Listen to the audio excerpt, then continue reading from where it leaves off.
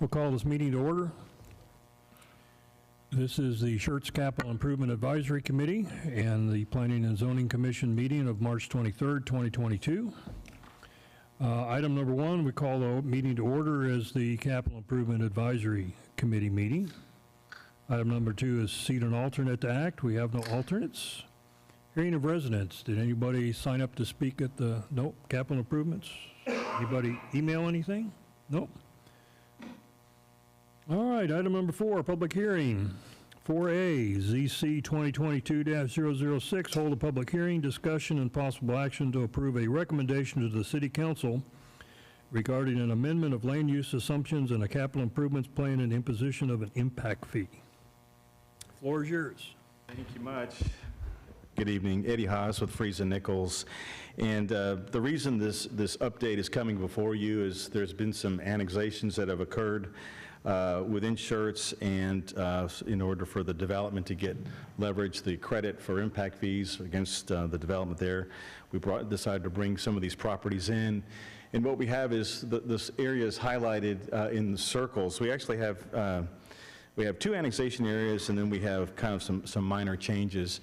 On the far east, we have the, I guess off of Forbosi, Big John Road, the Parklands 2 development. We have some roadway improvement there that we're bringing in. Up on the northwest, we have the extension of Tejas Way, kind of an extension of the road. We're going to have a Thoroughfare Plan amendment to bring that in, but we're including that into the program so that ultimately, if that development goes, there'll be some credits there. And then the large circle kind of in the southern sector, that's kind of additions as a result of Saddlebrook and Carmel Ranch, and so bringing in those thoroughfares as part of those subdivision improvements.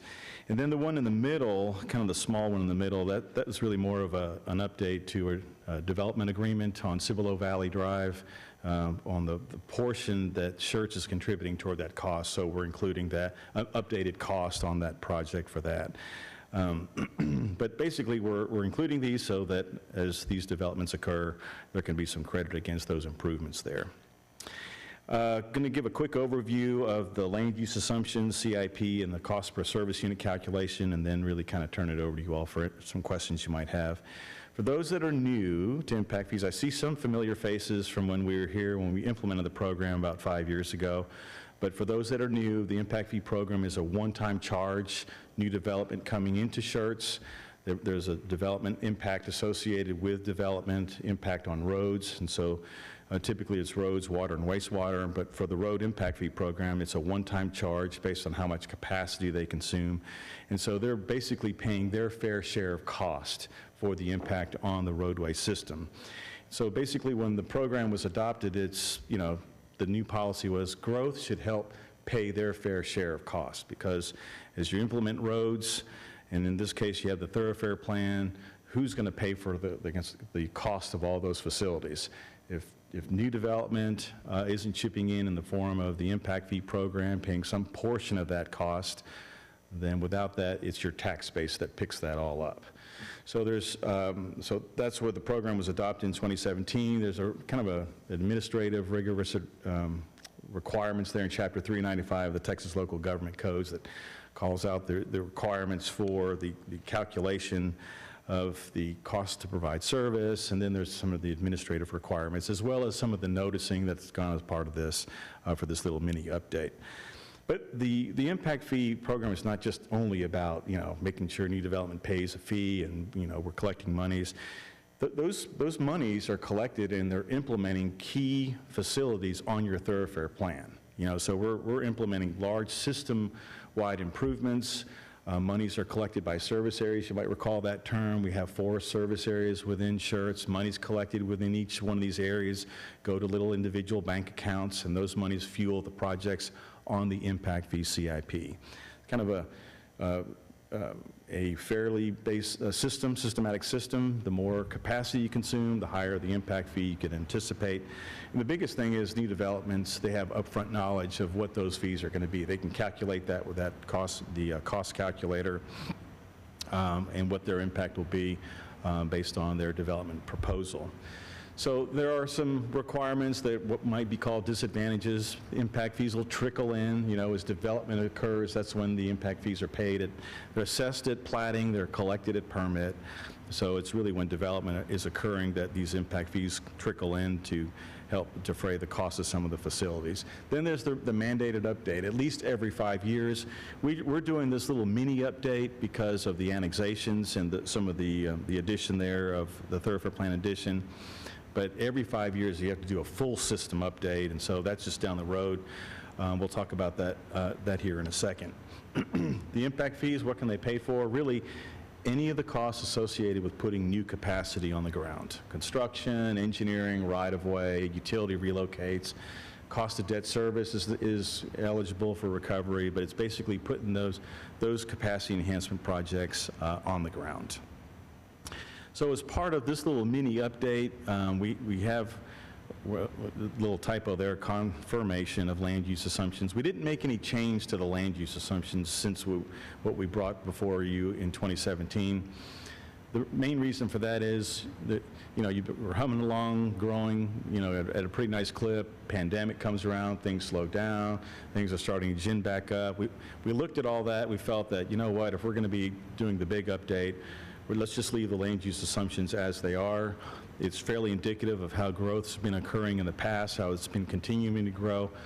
We'll take another deep dive into that when we do the full system update here in about a year or so. But we will cover the update to the CIP. We did do a little tech memo that kind of summarized everything. We had kind of an eye towards this being the document that goes before council, so we're kind of anticipating that we went through the advisory committee and we received the positives or the comments and putting that final document together. So where we go from here is if it all passes muster tonight, it'll go in as part of a public hearing next month, I believe that is, so that way these amendments can be fully brought into the program. Okay? So your role as an advisory committee member will be to comment on the no change in land use assumptions, but we can certainly talk about that, the changes in the CIP, but then the final follow-on action will be a letter of recommendation to the council on this update in terms of a collection rate. We have an item that we're going to call out for you there, and basically it's going to be staying with the current ordinance as is. So that's kind of the last action after tonight. By way of the land use assumptions, for those that are new, it's a forecast of how we see Schertz growing over the 10 years. The planning period that we had identified as part of the original program is 2017 through 2027.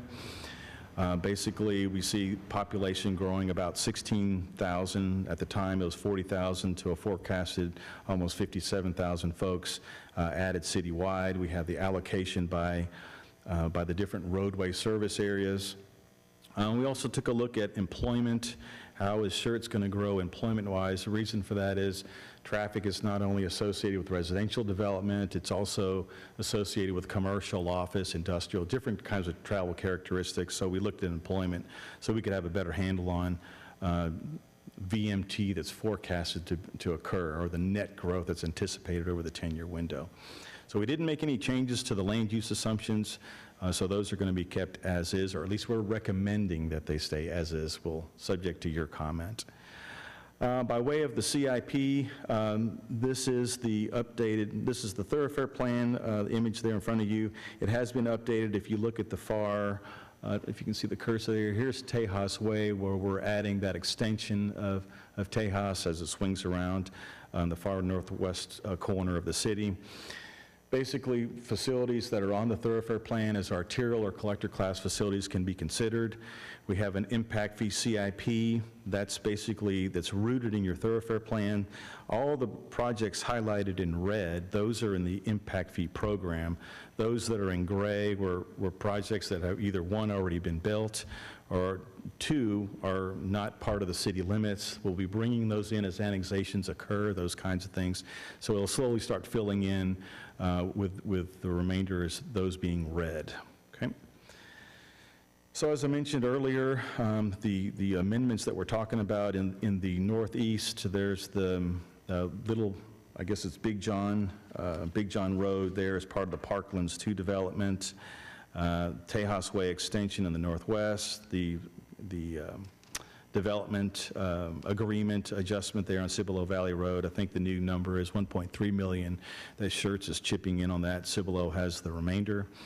And then the improvements in the south, Rafe Burnett, we have Lower Seguin Road, we have cleverly named streets like East-West Connector and North-South Connector because we don't have names yet, so we're trying to be a little bit generic, but we have all those called out, and they're listed here. The roadway, the limits, the lane additions that we're going to be adding, and what's the functional classification, and really below each one of those is the reason for what the addition, why we're bringing it into the program. Okay. So along with these additions, we also brought in the associated cost of these projects. We developed individual cost sheets. Those are appendix items in the report there. But the cost of the CIP, but more importantly, the cost attributable to growth, cost that's subject or as a result of growth need, is about a little over $90 million. To show the relative difference, it was 89.9, now we're talking 90.2. So those roadway projects have a very minor increase in the cost per service unit calculation. You might recall we did a credit analysis. As new development comes into Schertz over the next 10 years, there's an increase in the ad valorem tax. So there's a credit that can be attributed to that. So we did a credit analysis to net in here in column C, what's the total cost attributable to new development. So it enables Schertz to collect higher than the 50% rate if desired because we did that credit analysis. Bottom line, where we are here in the far right column, these are the new cost per service unit numbers. I'll show you how it changed here in a minute. This last column is based on that credit. If you want to look at what does it cost to provide a unit of service or a cost per vehicle mile by service area, you can look at the second or right column. So in service area 1, the actual cost per service unit is about $2,400, but with the credit, $1,614 is the maximum we can consider collecting. Okay. So we did individual calculations for each one of those service areas, and this really kind of summarizes the whole thing here on the left portion of this table. We have our calculated cost per service unit, the credited cost per service unit by service area. Here's our new updated numbers as a result of these additions, these CIP additions. And this is really the third column. The difference is the net difference in that cost per service unit. In some cases, that cost per service unit went down. Others, it stayed about the same, went up. So there's a little variation in the end there. And really, some of that's attributed to the cost of system updates that we're allowed to include. That gets reallocated by the amount of capacity of the projects within each service area. So we had some service areas that actually dipped a little bit, others that went up. So generally, it's about the same. But where we're going in terms of a collection rate, by ordinance, you are collecting you're collecting a residential, there's a collection rate for residential and a collection rate for non-residential. You're collecting $900 a service unit now for residential properties, and for non-residential, you're collecting $100 a service unit. Starting here in March, I believe that's, Brian, at the end of this month is when the new ordinance goes into play, the increase in residential and non-residential? The 27th, okay, so you're right in the threshold here of residential going up by $100 to $1,000 and the non-residential going up by another $75. But what that means is, this is the calculated maximum. You can go up to these numbers in each one of these, but by policy, the decision is you're going to be collecting based on this schedule here. So in essence, even though we're adding projects, we've added costs, we've calculated that cost per service unit, all this technical gyration, by policy, the city can decide what they want to collect. And so what we're saying is stick with your ordinance. And so what that means is you'll still have the same collection rate, but we do need you to sign off on the no change in LUA, the CIP additions to the CIP, and then ultimately the collection rate. So you'll want to summarize that in the letter to the City Council. And this really kind of summarizes those collections, kind of this uniform fee approach, trying to take out the developer squabble of, well, golly, if I were up here in Service Area 1 in the northeast side of town, it'd be more expensive than now if I was in Service Area 2. So that's why there's this uniform number across the board. So it's all generally about the same, how it's applied uniformly across the city. Then you have that residential and non-residential rate, and so what we're saying here is the retention of your current ordinance requirements. Okay, so if you would be at a point, the recommendation might be that you continue collections consistent with the current schedule, your city ordinance schedule. So that's kind of a brief overview of this little mini update, but I'm more than happy to answer any questions you might have for this. All right, thank you. This is a public hearing, correct? All right, so at this time, we'll go ahead and open the public hearing for public input. If anyone in the audience would like to address the committee on this topic, please step forward. And there's the usual stampede. You sure now? Nobody wants to come talk to us? Nobody. All right, we'll close the public hearing with no input. All right. Committee, questions, comments?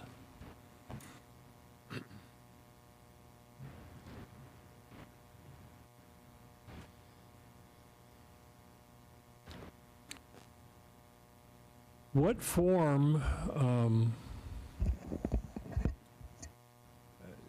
we're going to make a recommendation as a committee. We're going to kick this up the chain with a recommendation to City Council. What kind of form do we need to put that in? So it'll be essentially it'll be that letter, but you'll want to include the following elements so we can walk through it. Like number one, are you in concurrence with no change in land use assumptions? So that's item number one.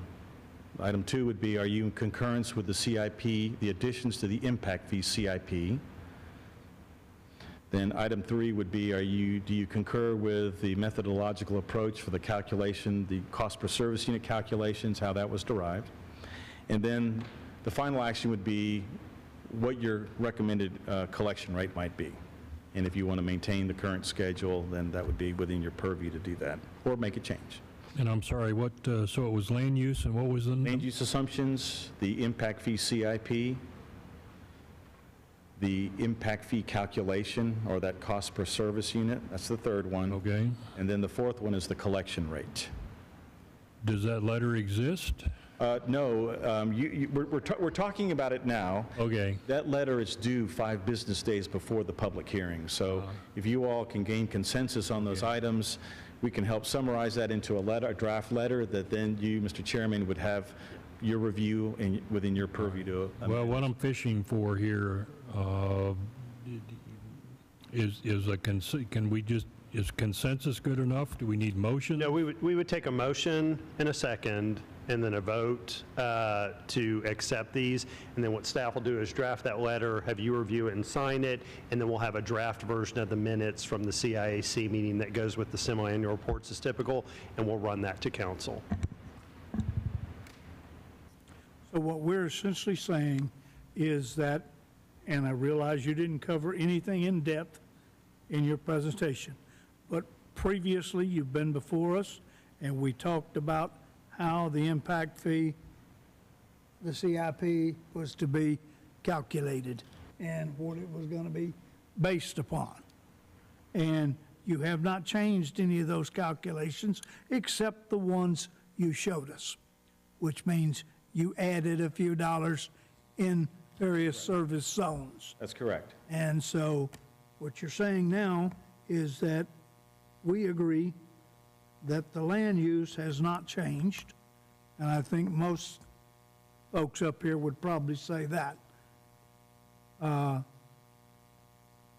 fact that we're still going to collect these or want to collect these, and I will say at the new rate, not as existing, because Right. existing is not the rate you just proposed. That's correct. That'll be, this is the adopted schedule that was part of the original ordinance.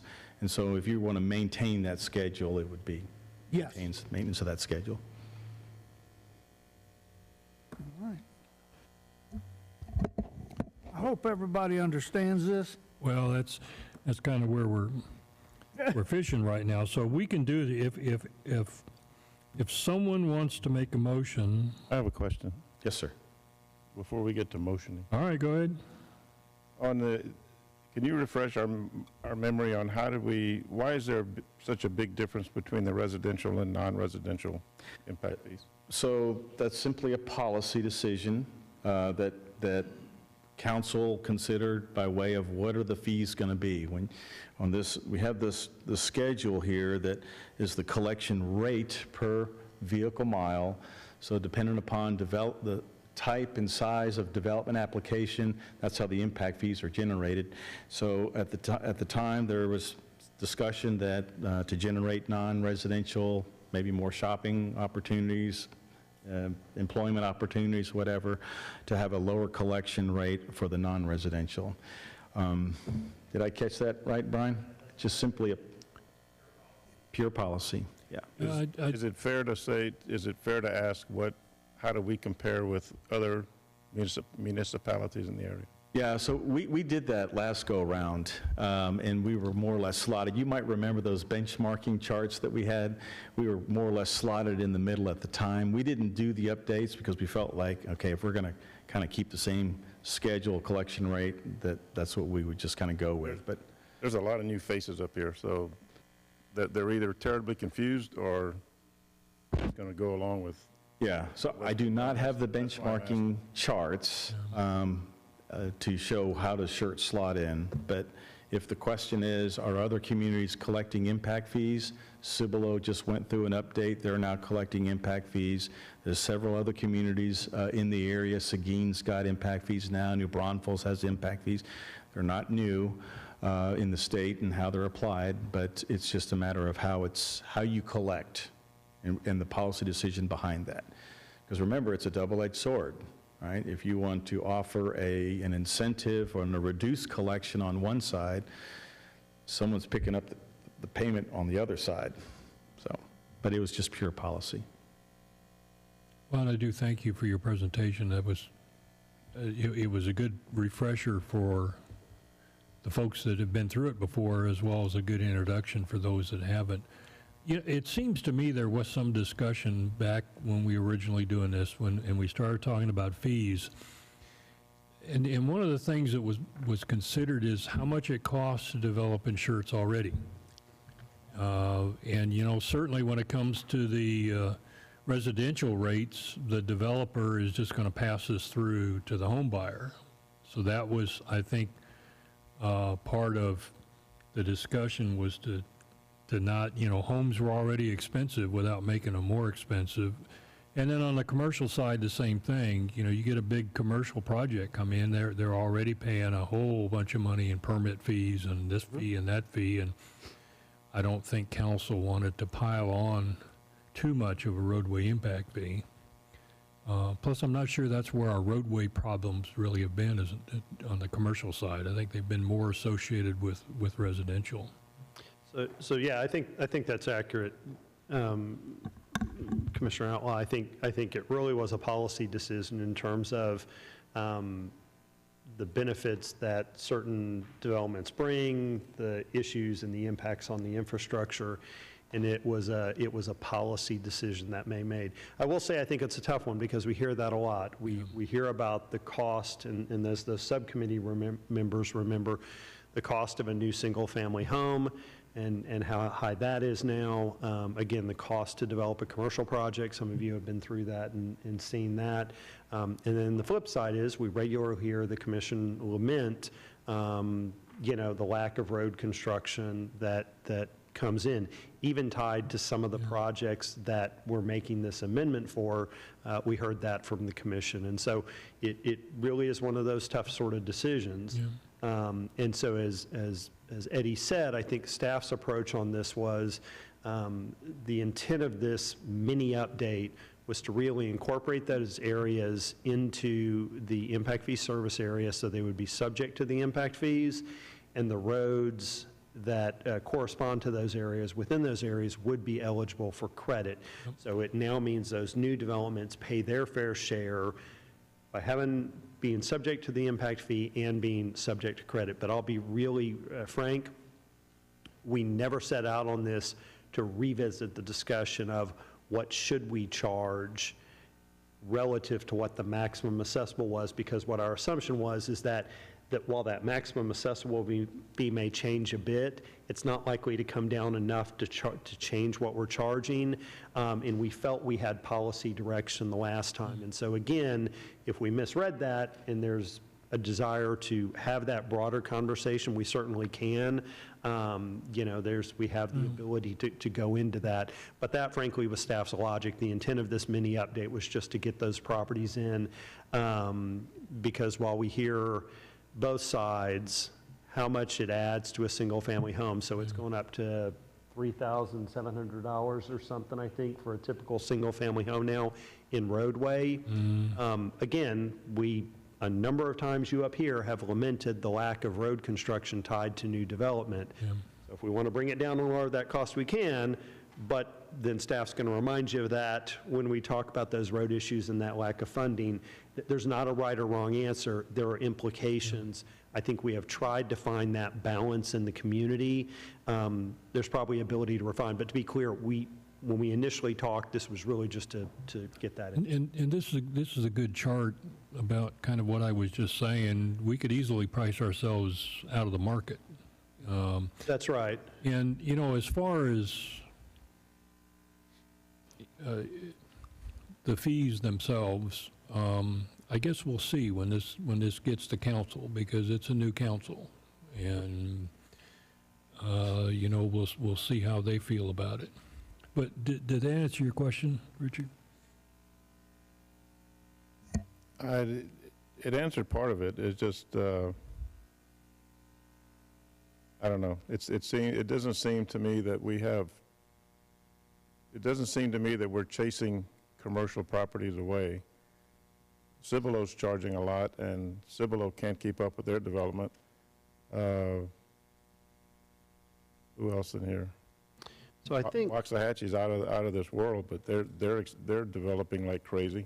and again, and I will just say this was from 2018. And so again, it may have changed. Again, we can certainly, if the commission's not comfortable, we certainly have the ability for the commission not to take action tonight. We can adjust the notices, and we have the ability to go evaluate and get current fees charged by those benchmark cities and take a little more time with this and have a broader discussion about that. So we're certainly happy to do that if you'd like. I think what staff was going by is we had not heard anything from council. So they say, right, we just not heard anything from council saying, hey, we really need to up that commercial amount. You said, so this is we call this a mini update just because of these new annexations and things, but you say we're required by law to update this when? It's at least every 5 years, Next year. So we're coming up on that, and It'll be that'll be more another opportunity, I guess, to discuss That's right. fees and stuff. And so again, I want to be clear, not to say staff's right. If the commission feels different, we can certainly appreciate that. What really the intent is when we talked about it is just get that mini update to get those properties in before they start developing and pulling permits, because then we miss the opportunity to collect.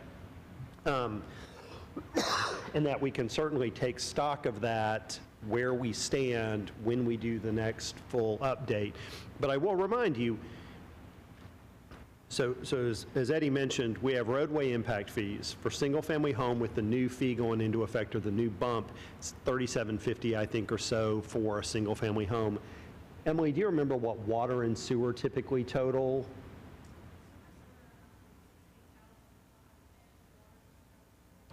Yeah, so again, you probably are $6,000 to $8,000 in water sewer. You've got roadway, and then you've got $1,000 per lot in parkland dedication fee. So off the top, the impact fees and parkland dedication fee per single-family home are probably over $10,000 a lot. That's not insubstantial. So again, when the subcommittee met and said, why is this stuff so expensive, that's part of it. But I will say that impact fees are just one source of funding. City can also issue debt. The city can also put general fund money from taxes toward it. And so we certainly have the ability to issue more debt, increase taxes to issue more debt, increase taxes to generate ongoing revenue to the general fund, and use that to put in more water, sewer, road infrastructure. So the only thing I would say is impact fees are a large element, but they are just one element and one way to pay for that. But yeah, I mean, I think what we've heard from you over the last year is a good discussion. I don't think I've been up here and had y'all say, man, we are just getting way ahead of ourselves on putting in water, sewer, and roads. You guys are just building all this stuff, and when are we going to start using it? What we hear, and rightly so, and I mean this sincerely, is we are behind on this.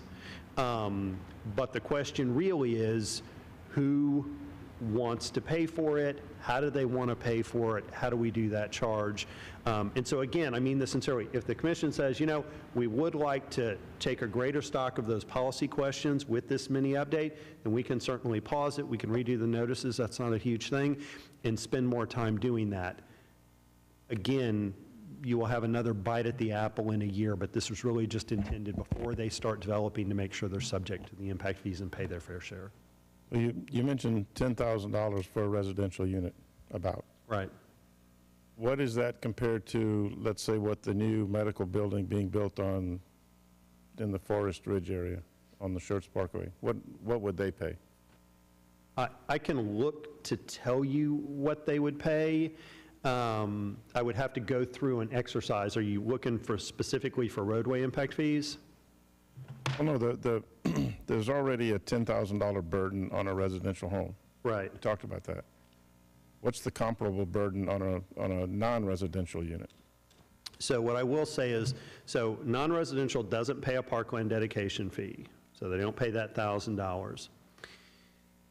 The way we've structured water and sewer is there's not the, call it the discounted rate that we have in roadway impact fees. They essentially pay at the same rate as residential. However, typically their demand is more. And so often what you'll see is that what they're paying, they have a bigger meter size, they have a bigger water meter. So their fees are higher on water, and then we estimate the use on sewer. And then roadway, again, we can run it through the calculator. But the roadway impact fee is probably far less for that medical office building than it would be a residential home because of that discounted rate, I would expect. We could certainly run those numbers for you. We can pull for you what they paid. And again, if you'd like to delay this, we can pull that data from what commercial have paid in the last 6 months and give you that breakdown. We can re-update what other cities are charging as well. So when's the next big update, you said? Probably a year from now. I think we have to start it within 5 years of when we adopted it, and so we've got a bit of time. So we'll probably, I would expect sometime next year. So what's the reason for going from 100 to 175? So if you'll remember the process we went through last time, so we had the CIAC, this committee, provide input. We also went to the Economic Development Corporation, and the Economic Development Corporation provided input. And then when we went to City Council. So I will tell you the logic that I recall that we approached this with is a couple of things. We felt like the long-term benefit for the community was to get a roadway impact fee in place. And if you recall from the semi-annual reports, we've seen the amounts being collected going up and up. And so because the primary goal was to get a roadway impact fee in place, and having seen what has happened in other communities, what we really sort of said is, look, we want to avoid the criticism of, I've got projects in the works, you're catching me by surprise, it's too much too soon, I can't compete with the guy that just came in. And so as I recall, we had a fairly substantial phase-in before it kicked in. If you were in process, you had a fair amount of time before a fee went in. And then what we did over those last 4 years is we had this stepped-up approach for residential, and with commercial, we went a stepped-up approach. It was just one, but it was 100 to 175. And so the logic of it was, at the time, we didn't want it to be to too significantly impact a project that was in the works, in the process, on a cost they hadn't anticipated. But I think, frankly, a bit of it was, let's make sure we don't go too high too fast and realize we negatively impact. So the idea was, rather than go 300 on commercial and go, oh my God, now we're having problems, we got to pull back and we got to deal with it, the idea was be a bit more cautious with it. And I think, frankly, that would be the perspective staff would take with this next full update, which is, how do we think this impact fee has affected them, and where do we think that kind of leads us to go forward. I will tell you, the issue with commercial is a much bigger bill. It would be a much, much bigger bill if we went the full amount. So again, as an example, 10,000 square foot shopping center, that's $67,000 that we could charge as the maximum. That's not inconsequential. Now again, they may pay it, they may come forward, but again, that was sort of the logic of it. So I certainly think it's fair, this next update, to say, how do all our fees add up? So that's, again, City of Schertz roadway impact fee, City of Schertz parkland dedication fee, City of Schertz water impact fee, City of Schertz sewer impact fee, SSLGC water impact fee, and CCMA sewer impact fee. How do all of those rack and stack?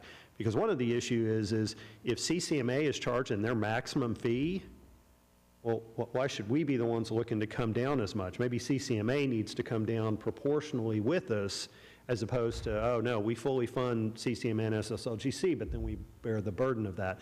I think those conversations are needed, as well as to what degree do we want the ratepayers to pay. So again, really long answer. When we did this initially, it was, let's get it in place, let's be fairly cautious. I think as we move forward and start doing the significant updates, we need not to look at this in a vacuum and say it's just roadway impact fees. I think we need to look at the full range of cost and see how those go together. Because again, maybe the issue is we need to come off our fees on residential across the board and go up on commercial, or vice versa. You know, again, the typical logic of this is that the amount of services residents use relative to the taxes they pay versus the amount of services that businesses use relative to the taxes they pay. And so again, most cities look at, hey, if I can get an Amazon coming in, or I can get a Cisco coming in, or I can get a Caterpillar coming in, that's a financial benefit to the city, not without cost.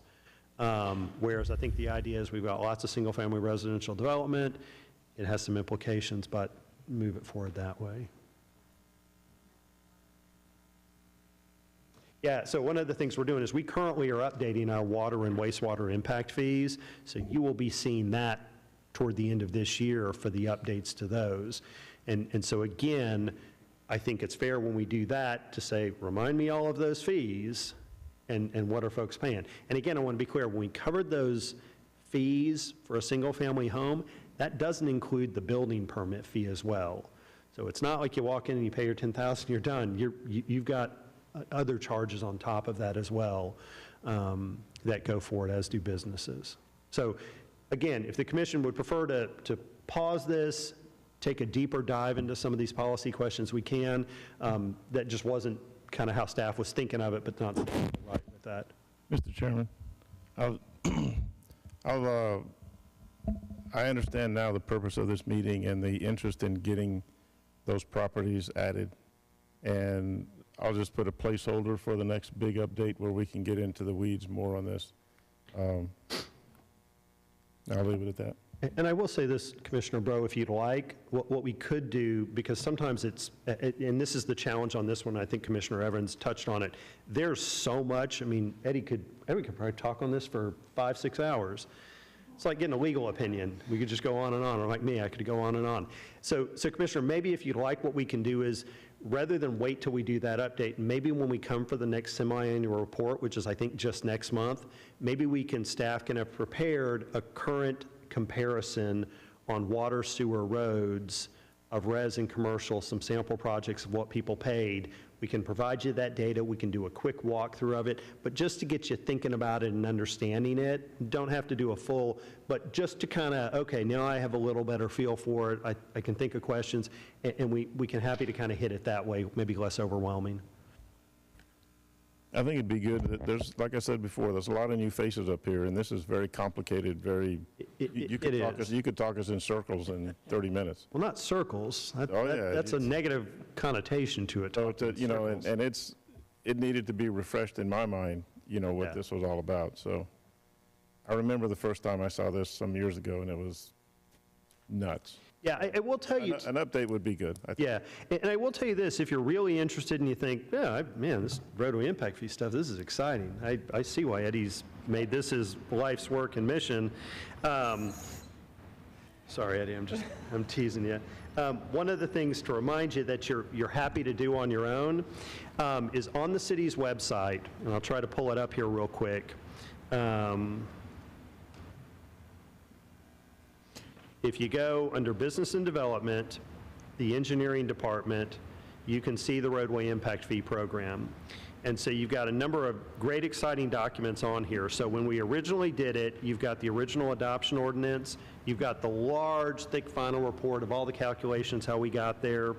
You've got the land use assumptions, you've got the roadway CIP, and then the presentation, which is where those figures I was just showing on my tablet are from. But then the other thing that's fairly interesting is we have a roadway impact fee calculator that Fries and Nichols developed for us. And let me pull it up here. And there's a handy little how-to. But this is really what staff uses to calculate roadway impact fees and what we reference developer. So it's pretty straightforward. You enter the preliminary plat approval date, final plat approving date, building permit submittal date, and you can run some hypotheticals. You then go in and you select the land use category. So again, if we have, say, an office development, and let's say it's a medical dental office project, and how big would you say that one by you is maybe? 5,000 square feet? No. 2,500? We can punch that in, and you see what it gives you is it tells you vehicle miles per development units is a function of kind of how much traffic that project generates. The demand in vehicle miles based on the size of it. We need to select the service. Oh, I do need to select the service area. So you are in service area 2. And then I may need to get the platting dates in there. Yeah, let me plug something in. So let's assume the preliminary plat was approved 12/12/2021, and I think I have to put in the, hang on just a sec. Let's say the final plat date was 12/13, so just to get a figure in. And then let's say the building permit date came in 12/14/2021.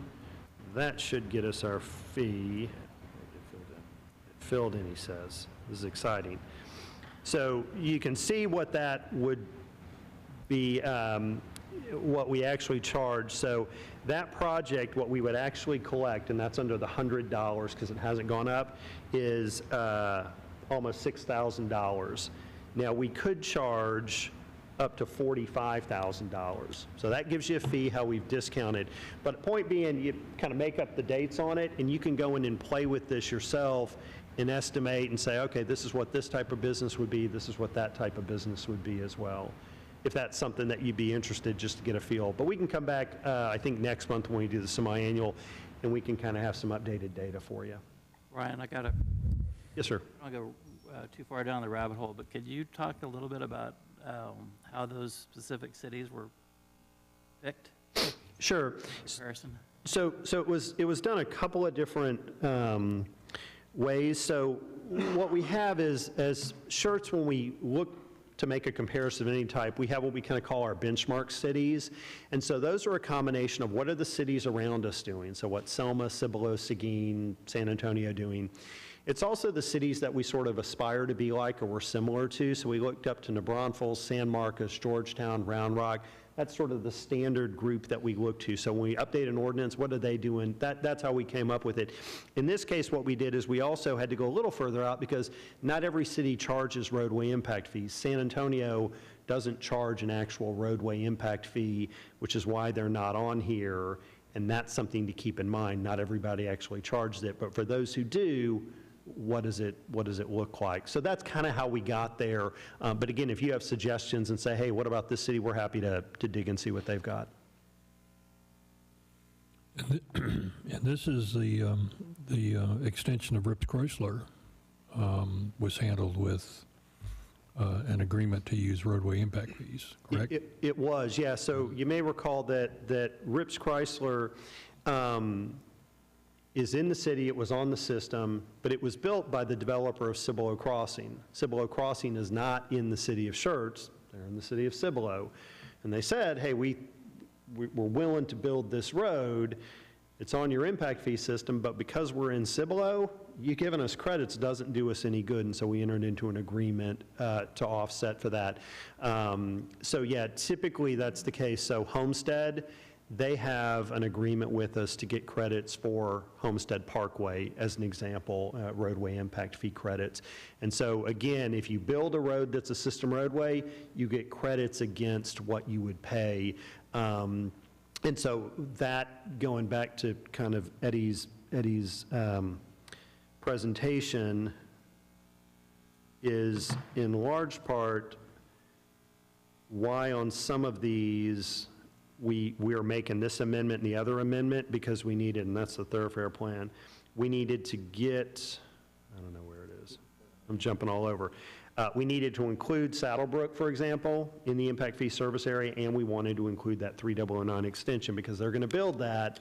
We want them to be able to get credit for it. It's the right thing to do.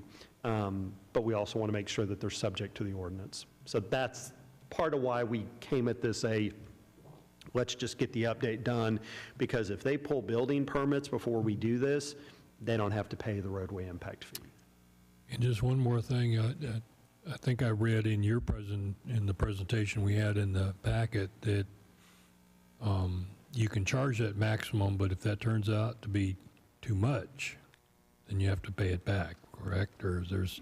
Well, more or less. I mean, So there's some rationale to stay on the conservative side. that is in the development of the project cost estimates. We're always on the conservative side, on the low side, because once those projects are finished, we have to put in the actual numbers. And technically, by a service area, if there's a difference of greater than 10%, it puts the city in a potential refund situation, and we don't want that. But we anticipate we'll probably... Yeah. And costs go up. Anything else? More questions, comments?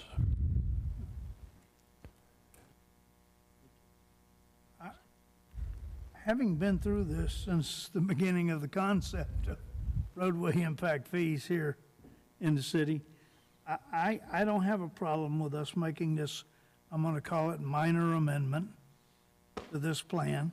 It's only going to be in there for approximately another year, and all of the current commissioners are going to have to undergo this again when we take on changing this plan.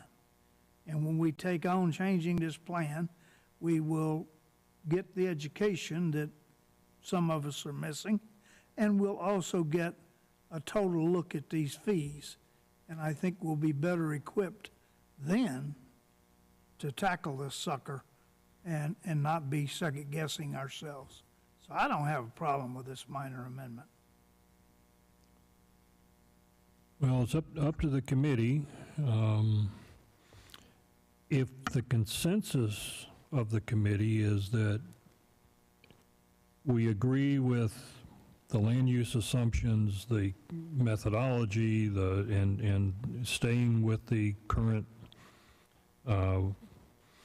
we could do this all with one motion for a recommendation to City Council. I'm just not sure how to word it so that it includes all those things, but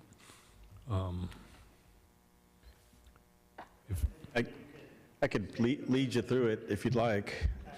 If there was a motion by the Capital Improvements Advisory Committee to accept the land use assumptions as is, no change, to accept the amended impact fee, roadway impact fee CIP, to accept the cost per service unit calculation.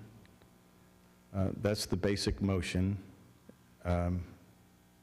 So you would recommend that, and then maybe your collection rate, maybe you handle that as a second one separately. Unless you want to keep it as part of, you want to keep no change, you want to keep the current impact fee policy, collect on the current impact fee policy as currently Okay. in place. That would be the motion. Would someone like to make the motion suggested by Eddie? I'm going to do that again. All right. A little Rod, cleaner. go. We've got another question over here. Go ahead. Yes, sir. Yeah, so being fairly new, right? Just wanted to understand how the population growth and the employment growth that was projected in the 2017 study. Mhm. Do we know where we are compared to the original projection, and how did that impact the fee recommended?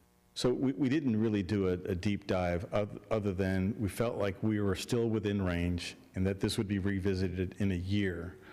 But you're safeguarded in the sense that this whole calculation is predicated on a unit cost basis. And since you're not collecting the maximum, you're collecting, you're currently collecting here 900, about to bump to 1,000 of 2,300, 1061, 1350. So you're not collecting the full maximum, that you're safeguarded in that respects. So if your question is, okay, well, if our land use assumptions, if we undershot and we're growing at a lot faster rate, well, that would mean we need more capacity. And there, in the CIP, there's plenty of capacity to cover growth. And since we're on a unit cost calculation, that cost doesn't really change that much. Yeah, a few bucks here or there, as you saw the little variations here, 32, 22, up or down, it's not that much. So the unit cost basis and the fact that we're amending it at least every 5 years is the coverage. And when we developed the LUA, we looked at 3-year growth, 5-year growth, 7-year growth of Schertz at the time. We looked at various projections to root a basic growth rate that was assumed and what we could project forward. So it was rooted in some historic growth numbers, building permit data, and that kind of stuff. But in answer, the growth has been slower. The growth has been slower than we anticipated at the time. I think part of that is that the estimate we used in 2017 on our population was probably higher than it actually was. We assumed a higher population in 2017 than it actually was based on the census sort of estimates, because we did not see as big an increase with the 2020 census as we had anticipated. We assumed we would be closer to 45,000 based on the way it had been going. We came in at only around 42,000, so we're a little bit slower than that, going forward. But effectively, I think also the methodology we use with designating the roadways and dropping down a percentage offsets that to some degree. Additionally, we left out some of the most expensive segments of roads that we did not think likely to occur within that 10-year time frame, and that was to be on the cautious side to avoid criticism that you've included this really expensive, say, 3009 crossing over 78, and you're saying that's going to happen in 10 years, and that's jacked the number up. We intentionally left those out because of that fact. So the growth has been slower. In my mind, it's been because the census estimates that we were using at the time as a starting point, I think likely were actually lower, as opposed to what happened is between the 2019 census estimate and the 2019 U.S. Census Bureau estimate and the actual 2020 estimate was less than we anticipated it to be. So we think that it was artificially high. That went into our starting point, if that makes sense. Okay. And is that true of employment growth as well? And then how does that impact the future projections? So it looks, just looking here, we had about a 3.5% growth rate, compound annual growth rate. So maybe it wasn't 3.5, maybe it's slightly lower. But that, in terms of how that gets applied to the LUA and the percentage of the capacity that's needed, so in other words, if we only needed 40% of the CIP to cover that growth, that's all we're using in the calculation. So whether we're at 3%, 3.5%, 2%, if we only need a certain amount of CIP and that cost associated with that, that's all we're using in the calculation. That's why that unit cost doesn't really change that much. The variation is not that much. Yeah, and I will say this, and just to be perfectly honest, we don't, as staff, regularly run employment estimates to see where we are.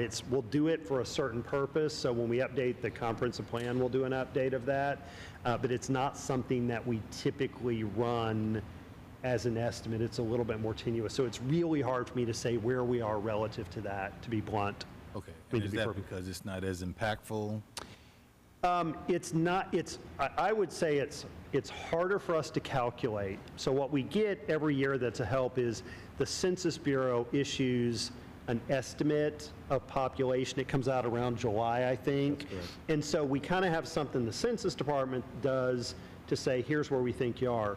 It's also easier for us to do our own projections because we have a methodology that we can run that says, how many single-family permits did I issue? How many multifamily permits did I issue? Did I add a nursing home? And using some standard methodology of people per household the Census Department provides, it's pretty easy for us to do a population projection. It's really hard for the non-residential because we don't, so that 2,500 square foot medical office building, I have no idea how many folks work there. And that's really what goes into it. And so that's part of the reason we don't do it is we just don't have a good basis for it. So we tend to look to outside groups. Yeah, that, and these numbers are from the MPO. When Yeah. there was a travel demand model associated with that whole thoroughfare planning initiative to derive your thoroughfare plan. That model had those demographics, the employment, and so there's a projection of base and up to 2040, so we did an interpolation in between. And the MPO is the Alamo area. Yes. Alamo Area Metropolitan Planning Organization. So they look at the whole region, San Antonio, surrounding counties, and they do a lot of these projections. Now, part of that is for distribution of funds and things like that. But even though we start with the MPO, I will tell you that staff has had a concern that often when we look at their data, they are not aware of development of businesses in our community. And we say, well, wait a minute, we've got this, and this has come in, and we know their business is there. And one of the limitations they have, and I get it, is, but based on their models, we assume the whole region is only grown by this many people, and we've got to allocate that out. If I add that Schertz, I got to take it from somewhere else. So it's just a tough thing to do, the employment, and so we just don't use it as much, don't put as much credence into it. Thank you. Uh-huh.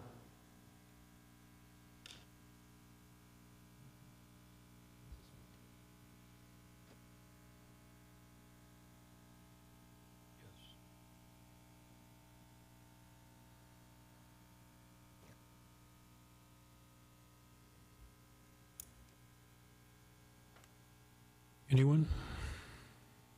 Everybody?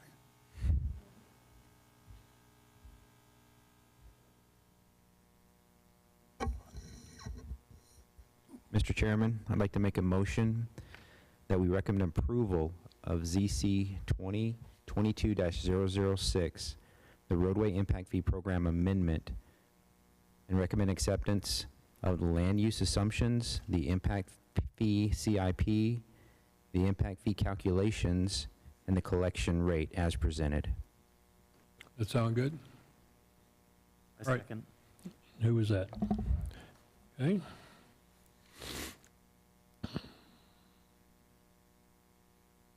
All right, so we have a motion and a second to recommend approval or, recommend city council approval of basically the presentation that Freeze Nichols gave us this evening with, anyone, more questions? Any further discussion? No? All right, call for the vote. Dr. Benthorn? Aye. Aye. Aye. Mr. Jones? Aye. Aye. Aye. Aye. If I counted correctly, that is 9, right? 9 in favor, none opposed. Yes? Okay, so what we'll do is we'll capture this summary into a draft letter. You'll get that through either Brian or Kathy for your review. Okay. And then for final sign-off before that goes to the council. All right. Okay? Thank you, sir. Thank you Okay. very much. Okay, See you in about a year. all right. All right. So that concludes the meeting of the Schertz Capital Improvement Advisory Committee. Dr. Benthorn and Brian, thank you very much for joining us this evening. Appreciate it. And with that, we'll open the Planning and Zoning meeting at 1900, or 7 p.m., okay, all right. 1900, thank you, sir, all right.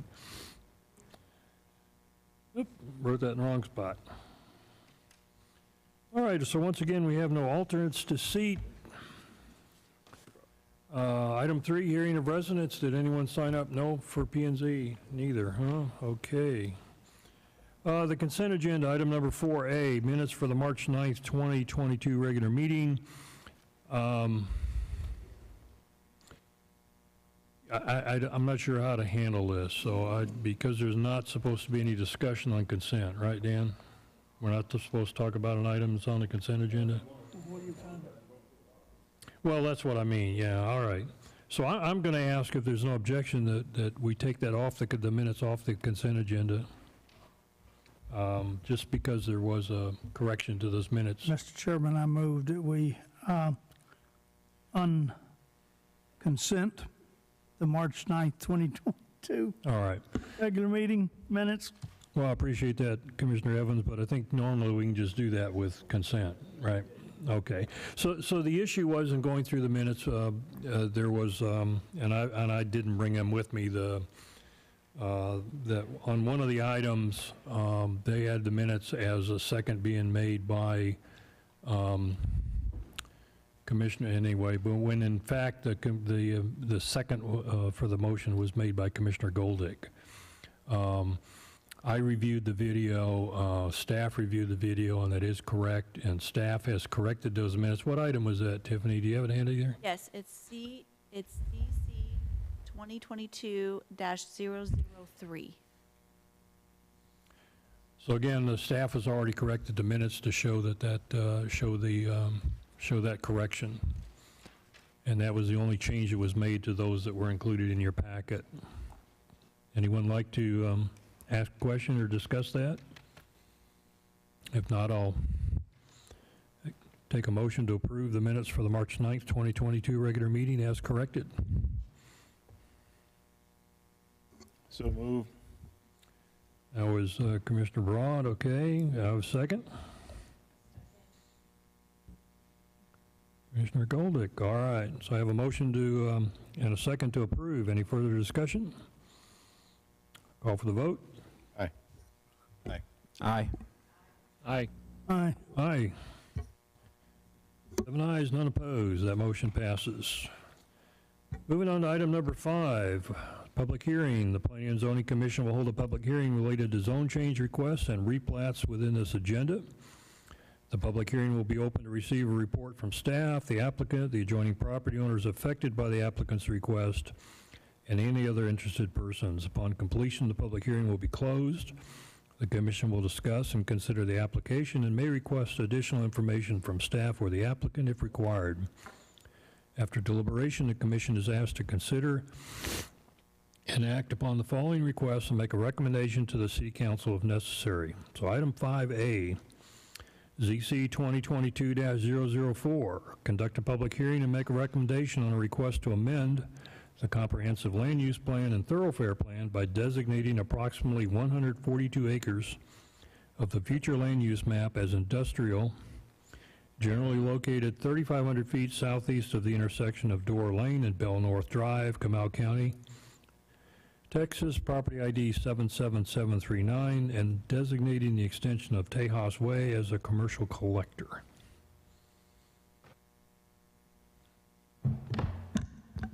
Thank you.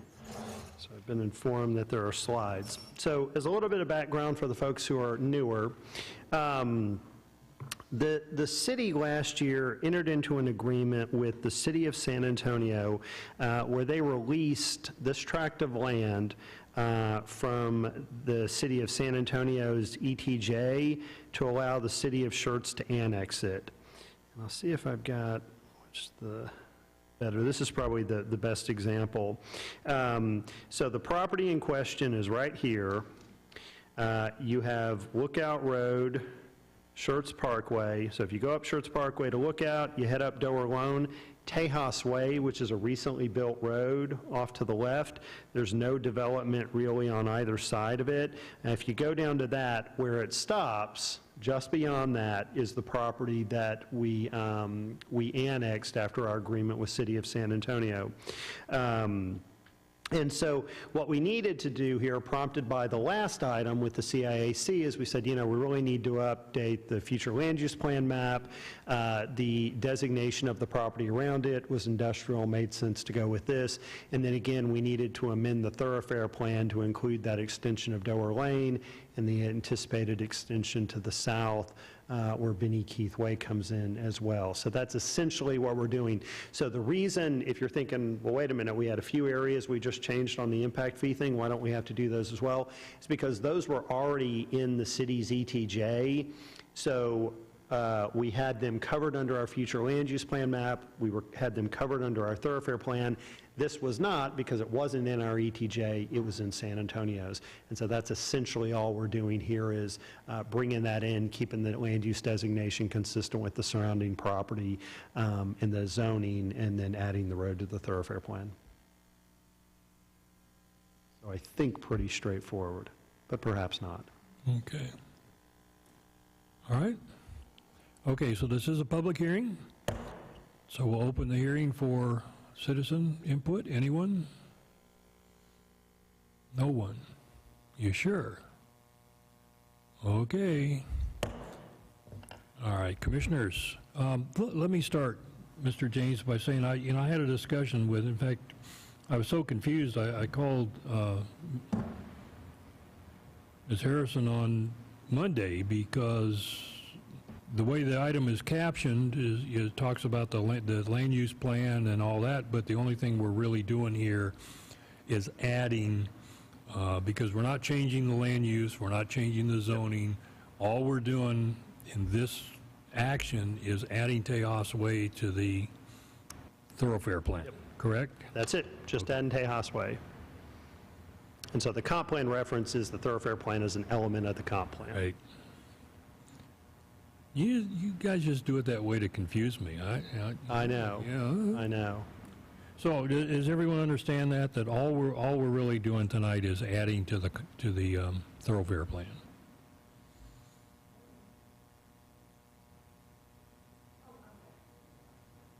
Anyone have any comments or questions?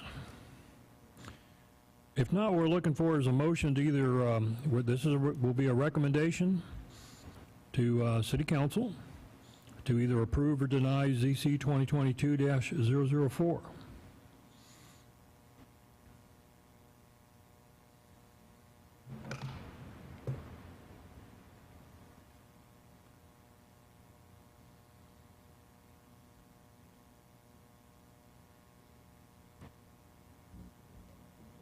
It does. Yes, it does. This will be a recommendation to council. Mr. Chairman, I make a motion that we recommend to the City Council approval of ZC 2022-004. I'm going to have a motion to recommend approval from Commissioner Ray. Do I have a second? Second. And it really helps that it's the only female voice. It really makes it easy for me. Thank you. And a second from Commissioner Goldick. Any further discussion or questions? Call the vote. Aye. Aye. Aye. Aye. Aye. Aye. Aye. All right, 7 in favor, none opposed. That motion passes. Okay, item 5B, another public hearing, ZC 2022-005. Hold a public hearing, consider and make a recommendation on amendments of Part 3, Schertz Code of Ordinances, Unified Development Code UDC, to Article 4, subsection 21.4.5, Article 5, subsection 21.5.2 and 21.5.5, Article 8, section 21.8.9, Article 9, subsection 21.9.10, and Article 10, subsection 21.10.2 and 21.10.4. Make it hard. Go It's a ahead. bunch. Your turn. All Go right, ahead. and I will say this, you'll have some more next meeting as well. We'll have the transportation section coming forward. So we have been remiss in, we've had a number of items in our UDC that we've needed to kind of clean up a while. Some of those, again, were the subcommittee work of P&Z Council. Others are things that have popped up that we have a problem. So I'll go real quickly in case they all make sense to you, and then if you want to chat about them in more detail, we can. So the first change really is that post-decision procedures section. And so as you can see, the current section basically said if you submitted an application and it was denied, you had to wait 6 months to resubmit if it was substantially the same application.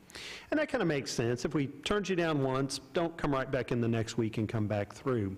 The problem we had, again, to be really direct on where this happened is we had a couple of applicants go to the Board of Adjustment.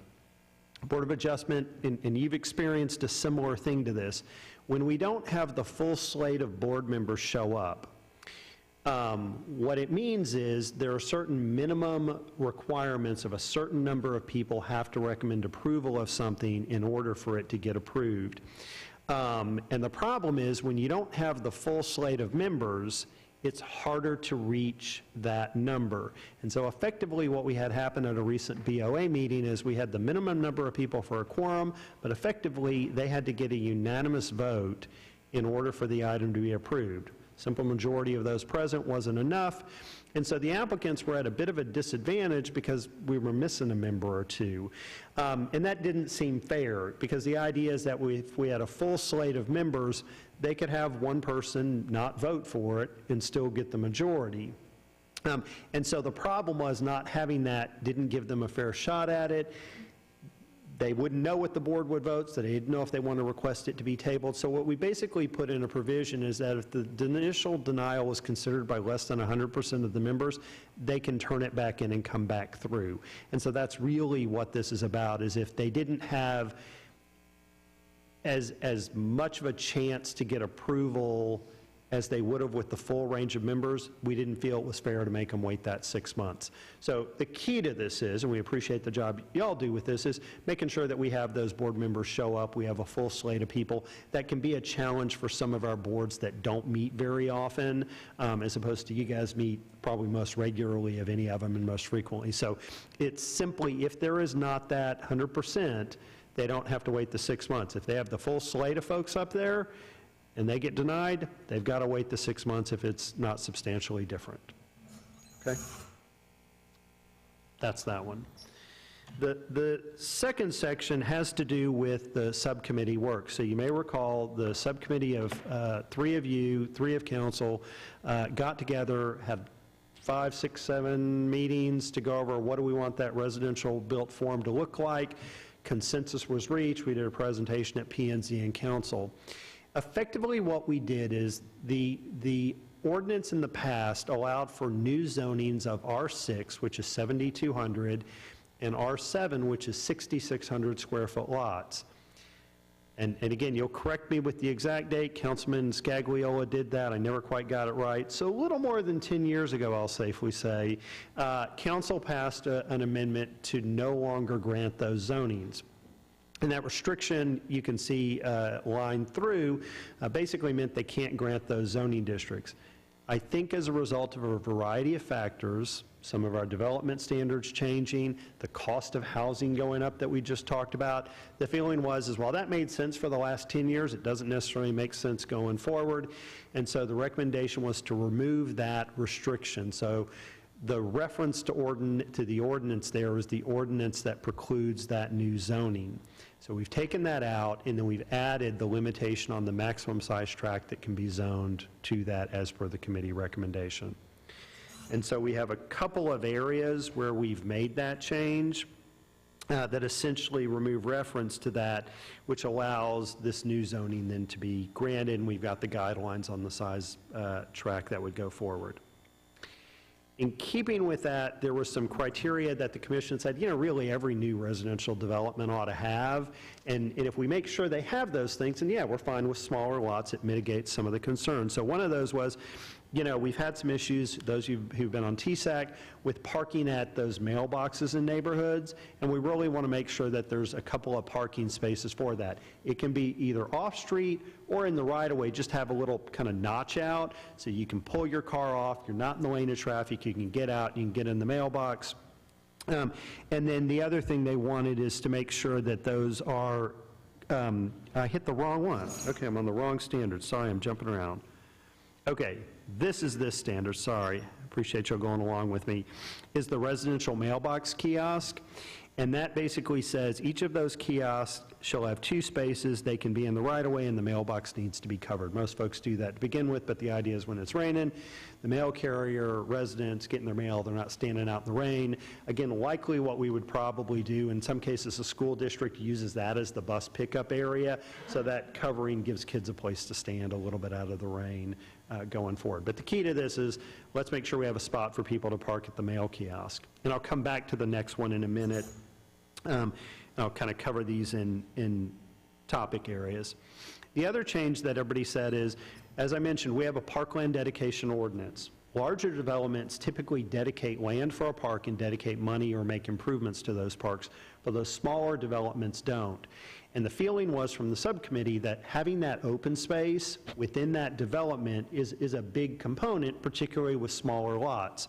So the idea that basically was, if they don't have that public park, then there's a certain amount of square footage that has to come in with each lot of private open space. And they'll get credit toward their parkland dedication, but that's really the criteria that we have. So for that first 100 lots, it's basically an acre is what that equates to, and then every 100 lots after that, an additional ½ acre. Those need to be usable, not encumbered by easements, not detention ponds.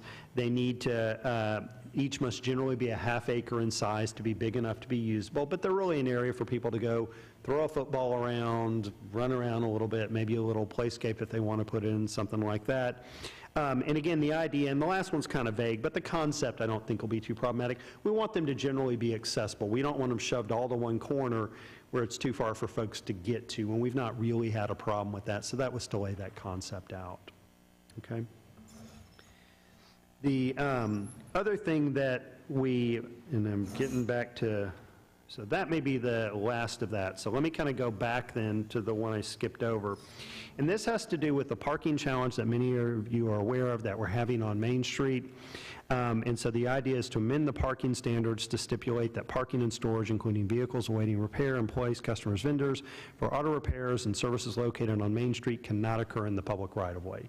Basically, those businesses can't park the cars awaiting repair in the street like they're doing.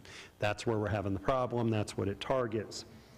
Tied to that, though, there is an amendment as well to sort of work with some folks, because we at times have a situation where folks say, I'm trying to deal with a particular situation. So there's this global shortage of supplies, materials, products, can't get parts in. We may have a business that says we want to go under construction, so this area that was our parking field, we're going to put a building on, but I need to phase it, but where do I park the cars for a while? So this provision basically says for a 6-month window, it's limited to that, we can allow parking through this permit on an unpaved area. So it's intended as a short-term fix, not ongoing to go forward. And those really work hand in hand to allow some of the businesses down on Main Street in particular, where the lot sizes are very small, they were formerly residential homes, a little bit of breathing room to solve some of these problems. But the idea is basically you got 6 months to sort it out, then you've got to sort it out.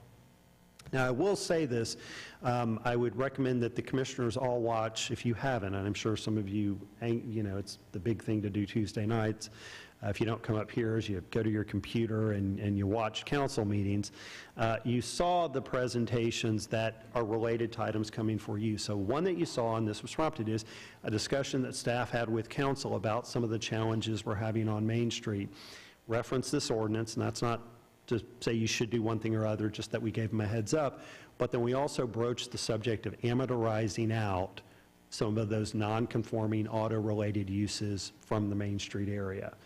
And the example I gave, if you think about maybe what the Main Street was 50 years ago in a town, you remember something like that, there may have been that small auto repair garage that everybody knew the owner for. You got gas, they did repairs on stuff. It kind of fit in with the way the community was at that time. We've changed in terms of how we live, how we get services, how we shop. The example I use is if you think about H-E-B, if you think about the grocery store from 50 years ago, 45 years ago, typically they were much smaller. And the example I use is you go down and you need to buy some soda. So you've got an example of Coke, maybe Diet Coke, Pepsi, maybe Diet Pepsi, Sprite or 7-Up, Shasta, if you're from Texas, Big Red. You got a few things like that. You can maybe get them in glass bottles, maybe can, maybe the 2-liter plastic thing. And they took up 3/4 of one side of one aisle. And again, that aisle was probably 35, 40 feet long maybe. Now you go to H-E-B, which is much larger, and you've got an infinite selection of things. As a Diet Coke drinker, I can tell you, you can get the little mini cans in 6-packs. You can get a 24-pack. You can get bottles still. You can get Mexican Coke. You've got Diet Coke, Coke Zero, regular Coke. You've got all sorts of stuff. And so it's a much bigger footprint, much bigger traffic, and that's really, I think, part of the analogy I would say with these garages. It just doesn't fit with Main Street. It may not have been a problem 5, 6 years ago, but frankly, we've come a fair long way with redeveloping Main Street, and those things that weren't as much of a problem are a problem now. I only say that to say, generally, the feeling of council was we need to explore that option of amortizing out those uses. Whether it happens, I don't know, but this is really to deal with some of those challenges we're having with those auto-related uses on Main Street going forward to put in place those restrictions. But again, the idea is to try to work with them and help them a little bit, and other folks that maybe have some issues where they need to park on an unpaved area. And then the last thing I'll say that we've got with regard to the residential is there's some criteria for the straight length of streets and curvilinear. We're going to get that in the Public Works Design Guide, so that'll come in a separate document that staff administratively approves to get that in and have it in place for those residential developments. So that's what staff's recommending tonight. Again, what we've got coming forward that you'll see in the future is the transportation section, probably next meeting.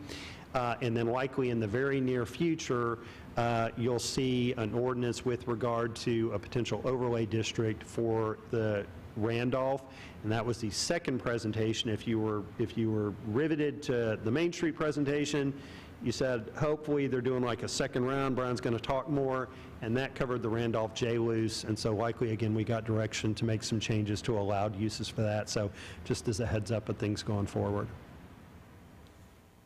All right, sir, thank you. So this is also a public hearing. We'll open it up for public comment. Anyone want to address the commission on this topic? No? All righty, we'll close that public input. Commissioners, your turn.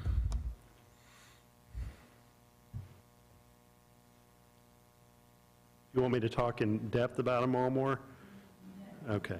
But I'd like to, as someone that's personally affected by everything that's going on Main Street, I don't know if you all or commissioners have had the opportunity to drive down there recently. On any given day, there's, I would say, about 50 cars parked on the street.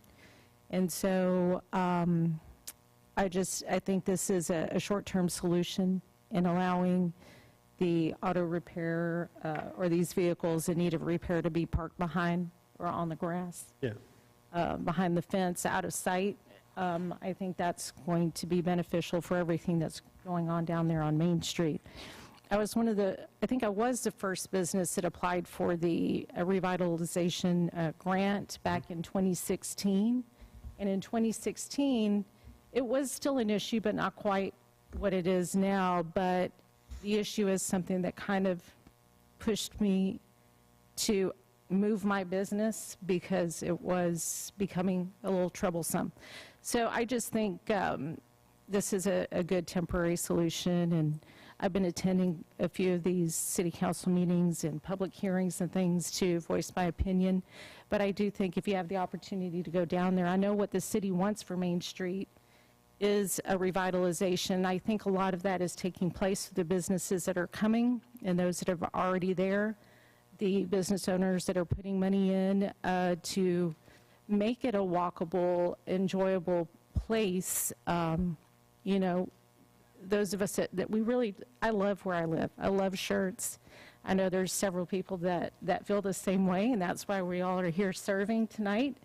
And, but, you know, the city does have some wonderful plans for Main Street, and I think that we can actually see that happening in the future. Finally, after 6 years of being told it's going to happen, I think we're heading in that right direction. So I just wanted to let y'all know that I think it's important that this is something that we recommend to council to allow for this temporary parking situation.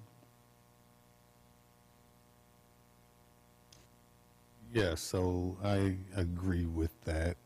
And I recently patronized a business on Main Street. And I will tell you that it was a little scary trying to get back onto Main Street out of the driveway because I could not see for all the cars that were parked there. So it's kind of a public safety issue as well. So I agree. We would agree.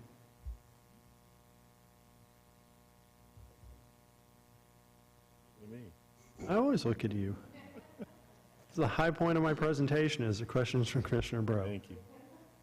On the temporary 6-month permit, is it per lot or is it per car or unit that's being stored on the lot? So the temporary parking on unpaved area would be per lot. So per property has the ability to come in for that with a plan and Is it renewable? no, it's not intended to be. It's intended to be a 6-month period. I mean, at some point, if I don't know how much this is used, like all our ordinances, we'll kind of monitor them, we'll track them, we'll revisit it. Yeah, I mean, at some point, the idea is somebody comes back 5 years later and says, hey, I want to do this, and we go, oh, wait, we did that back 5 years ago. We may need to come in and tweak it and say, this is how often you can do it, but otherwise, the intent's not to. So for whatever business comes in for this particular permit, they've got 6 months to remedy the situation, and then that's it. That's it. Yeah, and we think really where this applies is, yeah, we have a couple particular areas on Main Street where people have been parking around on grass, and it's frankly not just the auto repair related businesses. The other thing we often see is when construction occurs and they're trying to shift operations around on the property around that construction, we think that's where it's likely to be used and fairly helpful. And frankly, we've just kind of maybe turned a little bit of a blind eye in those cases. Is this all over the city or just Main? That's all over the city, because we think we've got other circumstances where that may be useful. And so again, if it doesn't work, we can tweak it. On Main Street, would this mean that the old hospital could come in with a request to put parking on the front grass off of Main Street? They, in theory, could. I mean, in theory, they could. But again, I'm not sure why they really would. They've never had an issue with that. It's never been a challenge. You know, they could. I mean, and we talk about this with an ordinance. How tight do we want to write them to not let something slip through that we kind of say, but I'm not sure. You know, again, we tried to put in some language to say, you know, where during construction or other unique circumstances, such as shortages, as a basis to do it. So somebody just showing up going, I want to park stuff out in the front grass, we'd probably say you don't really meet that pretty broad criteria that's laid out, and we wouldn't approve it.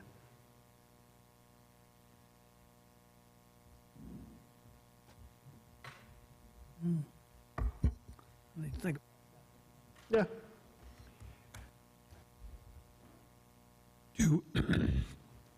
So the changes you're proposing here only applies to Main Street, the way I read it. So the vehicles, let me be clear, the section with regard to the auto repair, that only applies to businesses on Main Street. That's the Okay. only one that is specific to Main Street. The rest of them apply citywide. And because that's really where the issue is today. It's really where the issue is today. We occasionally, I will say, we have one other auto repair business that every 3 years or so, we have kind of this flare-up of issues, and we kind of have to go work with them, but it's not risen to this level. Okay. So at this point, look, And as you like to say, if it pops up somewhere else, we can always tweak the ordinance. that's exactly right. Okay. I don't expect you to have this answer. It's just curious, because I drove down there this afternoon, just going down there to go across, take aviation into UC. But I'm just curious how many of the customers are Schertz people, and how many are coming from out of town. But, as you pointed out, there's several factors at play here. Number one, of course, is the shortage of everything and how hard it is to get repair parts. And the other, another part of it is that with the price of cars skyrocketing, people are keeping their cars longer. They'd rather get them repaired than try to buy a new one. There was a story I don't remember where I saw it, Facebook or the Express News, or maybe it was USA Today. One of the most expensive, I guess is the word I'm looking for, neighborhoods in Los Angeles, California. It's called Silver Lake.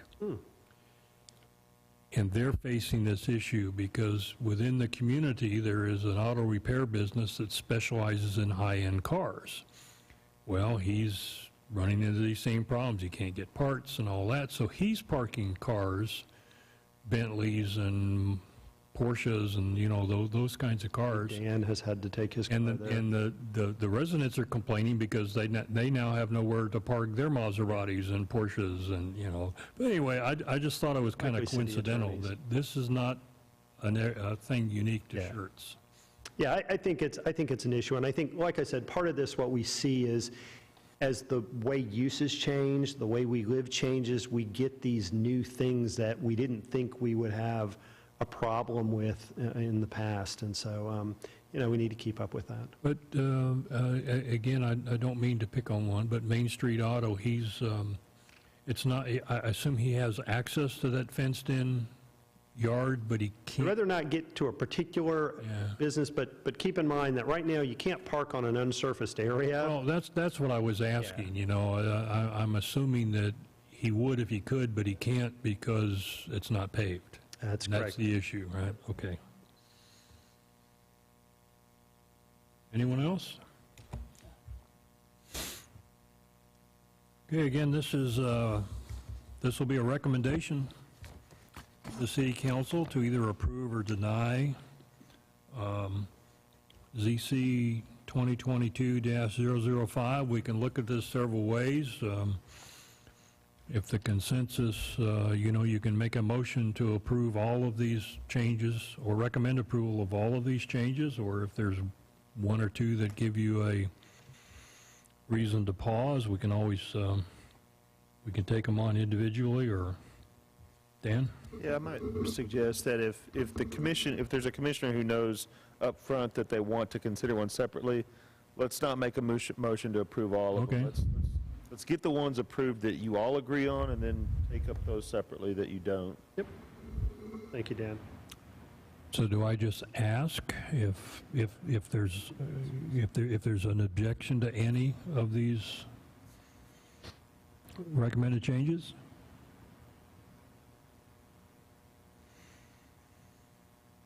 No, I'm not hearing any, but thank you, Dan. That's good input. Thank you. Thank you.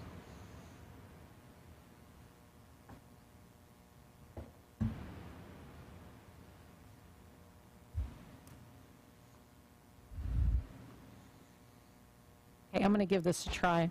I've been waiting about a year to speak. Commissioners, I make a recommendation for approval to City Council for ZC 2022-005. 015. No, got the wrong one. You're right. Never mind, I'll be quiet. 005. You got it. Okay, so we have a motion from Commissioner Goldick to recommend approval of ZC 2022-005. Do I have a second? I'll second. And a second from Commissioner Ray. Any further discussion or questions?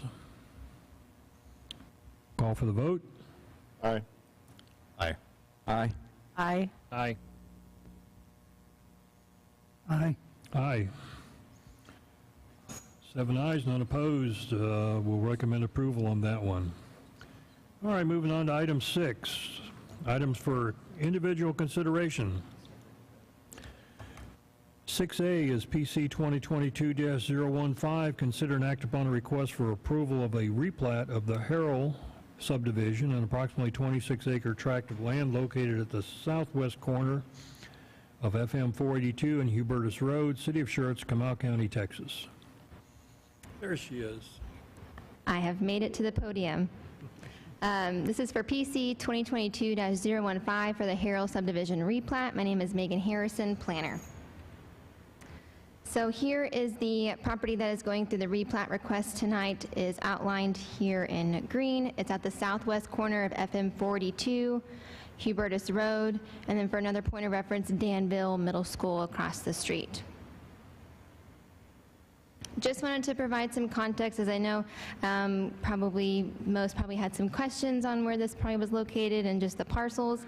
So the first parcel highlighted with the yellow star is parcel 104085. That is currently zoned general business. That is going through the replat request tonight. The next one in the orange star is the existing Herald subdivision, which is why they're going through the replat, as it is a currently platted piece of property.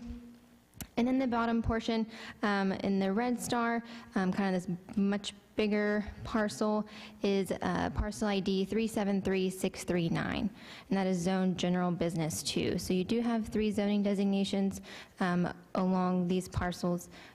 But just wanted to kind of point out the parcels just for reference. So the replat exhibit is composed into 3 sheets. So the property, again, is on FM 42 and Hubertus Road. It is going to be serviced through a 12-inch water main. It is also going to be extending, I know it's hard to tell on the screen, but they are going to be extending about approximately 500 linear feet of a water main to the edge of their property. They are also going to be serviced by an 8-inch sewer line along the back side, so it's going to come from 42, and then it's going to go off site, so it's going to be done by a separate instrument for the sewer. The property is going to be providing 2 access points onto Hubertus Road. The drainage has been reviewed by the engineering department with no objections. So going to the next page, just kind of for another point of reference. The roadway improvements, so the property is going to be dedicating approximately 1.929 acres of land for the Hubertus roadway. So with that, it's going to be widening Hubertus roadway to create a 4-lane divided with a median, as well as doing some restriping on Hubertus that's out there.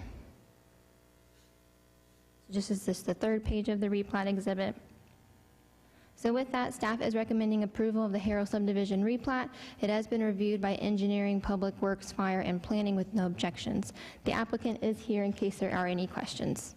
All right, thank you, Ms. Harrison. Commissioners? Basically, you're asking us to replat 3 lots into 1. Into 2. So let me go back. I realize Yes. Yes, sir. Into 2. My apologies. So as you can see, probably best identifying this index map here. So the 3 parcels that I showed you in that zoning exhibit, so it will be combined into the top parcel for 1, and then the bottom parcel will be number 2. So it's going to go from 3 lots to 2. My apologies on the confusion. Both GB? So the zonings are not changing. They're staying as GB, M1, and GB2. So there is no request tonight for a rezoning. This is just for the replat. So the replat will move the property lines, but not the zoning lines.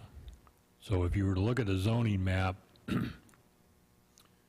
and I don't know if it's... So essentially, this lot right here, and I may be off a little bit, Ricardo may correct me, but essentially it's kind of where Lot 1 will be, and then Lot 2 will kind of take in the rest of what the existing Herald subdivision is, and then combine it, oh, I seem to have lost my mouse, and then we'll combine it with the bottom portion here.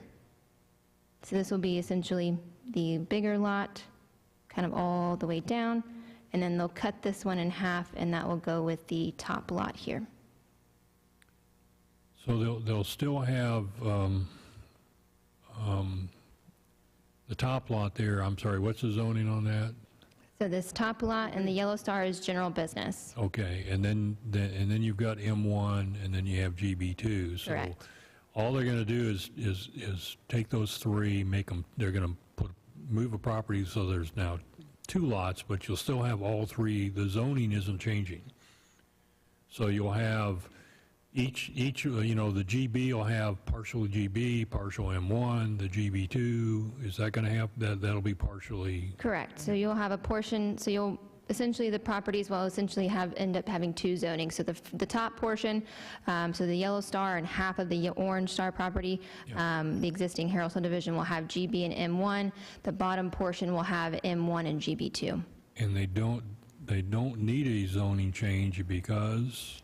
So there currently is a site plan in for certifications for the Como ISD elementary school.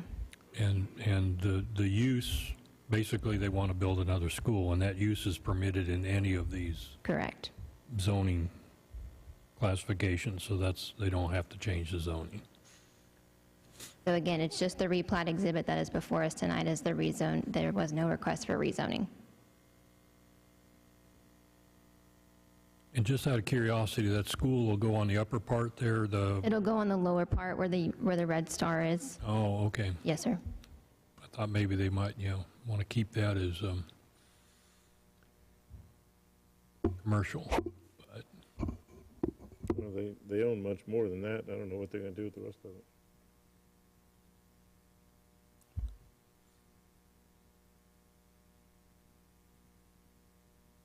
I guess it takes a lot of area to build an elementary school. Yeah.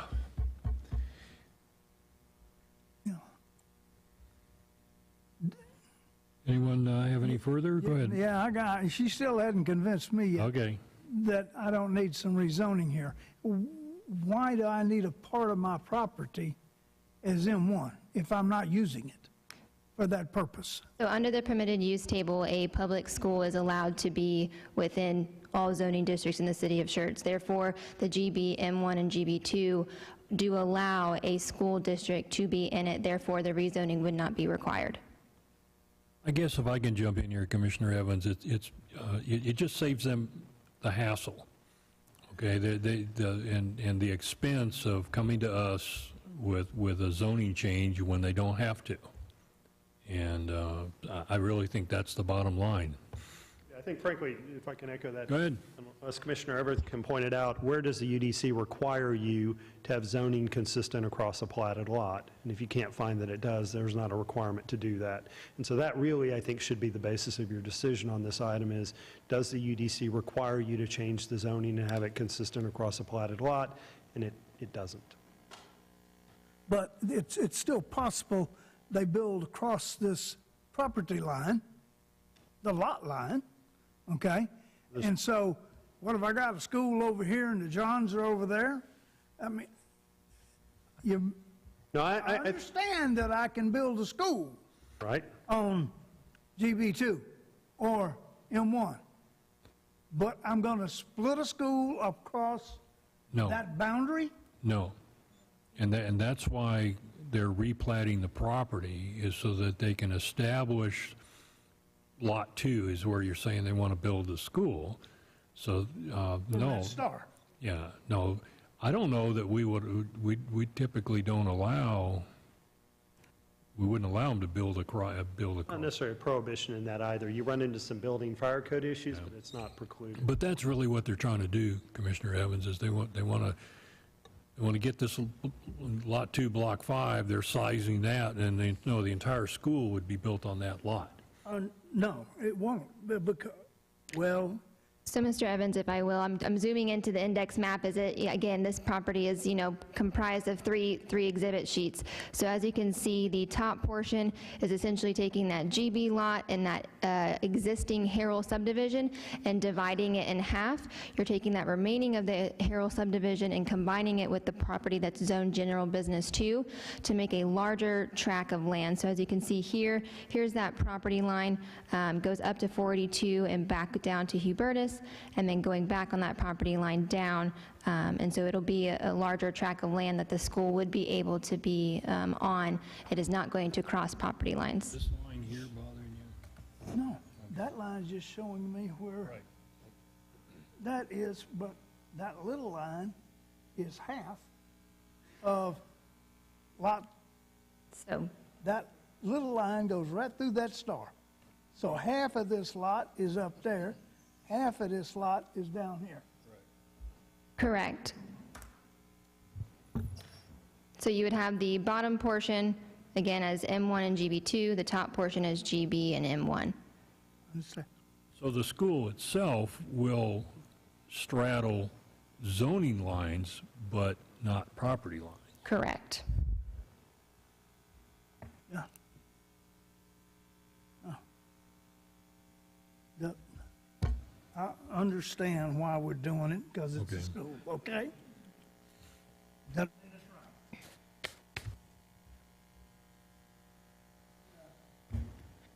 No worries. Anyone else? All right, this is an action item for the Planning and Zoning Commission, and we can either approve it, or deny it, or approve it with conditions. Those are my three choices, right? I think. Mr. Chairman, I'd like to make a motion that we approve PC 2022-015 as presented. Second. All right, I have a motion to approve, a motion to approve from Commissioner Odom and a second from Commissioner Hector. Any further discussion, questions?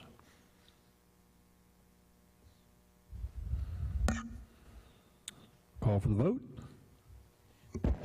Aye. Aye. Aye. Aye. Aye. Nay, Aye. So we have 6 in favor and 1 opposed. That motion passes. Do we, because, we don't need a reason for the, right? Okay. I'm still confused about that. Anyway, all right, 6B. WA 2022-001, consider and act upon a request for approval of a waiver request in relation to on-site sewage facilities for the replat of Rockin' S Subdivision, an approximately 7.2-acre tract of land generally located 1,200 feet southwest of the intersection of Eckert Road and Green Valley Road, Schertz, ETJ, Guadalupe County, Texas. Megan? Good evening, Commission. So this is for WA 2022-001, the Rockin' S Subdivision waiver request on on-site sewage facilities. So here is the property outlined in green. This is Green Valley Road, Eckert Road, and then off the screen would be a Parkland subdivision, just for another point of reference. So just kind of spend some time. So the property is located in the extraterritorial jurisdiction. So the applicant is proposing to replat, which we will see in two more presentations, to replat the subject property, the Lot 1, Block 1, Rockin' S subdivision, to be into 4 single-family residential lots. The applicant is seeking the approval of the waiver request according to UDC Section 2115-3A for wastewater connection and 2115-2D for extension of lines. So in the UDC, under those sections, lots are required to extend and provide public sanitary sewer. However, the public sanitary sewer closest to this property is about 2,800 linear feet away. Therefore, that's why the applicant has come to request this waiver request from the P&Z. The engineering department did review this waiver request and provided that it is consistent with the waivers that have been granted in the city by the Planning and Zoning Commission. The engineering department did also review the plat in conformance to ensure that the plat is laid out in the way that if public sanitary sewer were to ever be brought to this area, it would be able to be serviced by public sanitary sewer. So if approved for the waiver request, the property would go through Guadalupe County for the on-site sewage facility permits. So here is the waiver request from the applicant, just providing the information that the sewer, public sanitary sewer, was approximately 2,800 feet from the site. Here is the engineering memo that was also provided in the packet. So again, the engineering department did review this request and has verified that the request is consistent with similar waivers that have been presented to the Planning and Zoning Commission. The replat associated with this waiver is laid out in a manner in order to provide public sanitary sewer in case it ever does come out into this area. Based on the engineering department review, staff is recommending approval of this waiver request. All right, thank you. Commissioners? Did you say this was going to be 4 lots, or? This would be 4 lots. And the replat is in 2 presentations. But is this sewer issue going to be 1 each for 4 lots, or is this one So that's taking care of everything? Yes, sir. So it's for the Rock and S subdivision, which is the subdivision, but there is 4 lots under the Rock and S subdivision. So it's taking care of the entire subdivision as a whole. We're going to have 4 sewer systems. Correct. So you would have 4 on-site sanitary sewer systems. Yeah, it's always a little confusing when these come before, when we look at the OSSF waiver before we look at the plat. Yeah, so sometimes you just skip ahead and look at some of the other pictures. A whole lot more sense. It took me a few minutes to get a handle on this because the way that Green Valley Road, Green Valley Road's up here, and then all of a sudden it makes a 90-degree turn, so now it's down here, and now it's going that way, and so because when I first looked at it, I said, well, that's not on Green Valley, it's on Eckert. Well, then you zoom in past all the lines and stuff where you can see the street name, and I'm going, oh, okay. Yeah, and according to the surveyor's letter, it says lots, let's see, currently the homes that are on the property line are being served by on-site sewage lots 3 and 5. So there's already 2 of them there.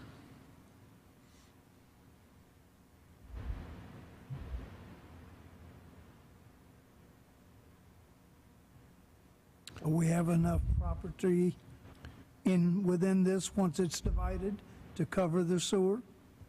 Can you say that again? My apologies. I can't quite hear what you asked. Well, when the property is divided up, there is enough property, land, within the new subdivision sites that allows us to go with sanitary sewer like this, septic? For the yes, sir. They all have, each individual lot has the requirement to meet for having on-site septic facility.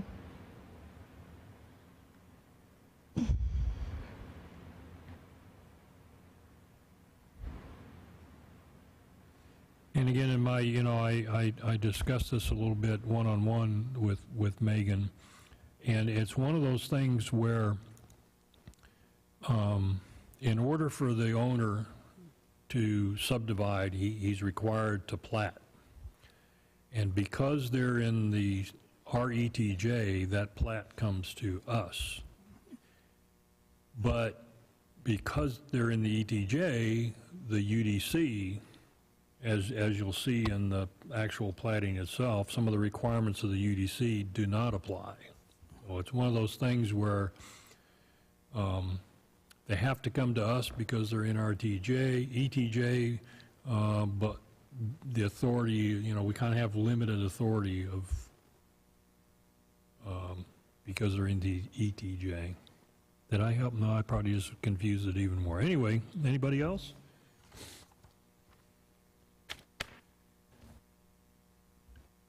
If not, again, this is our action to either approve or deny, or approve with conditions. WA 2022-001.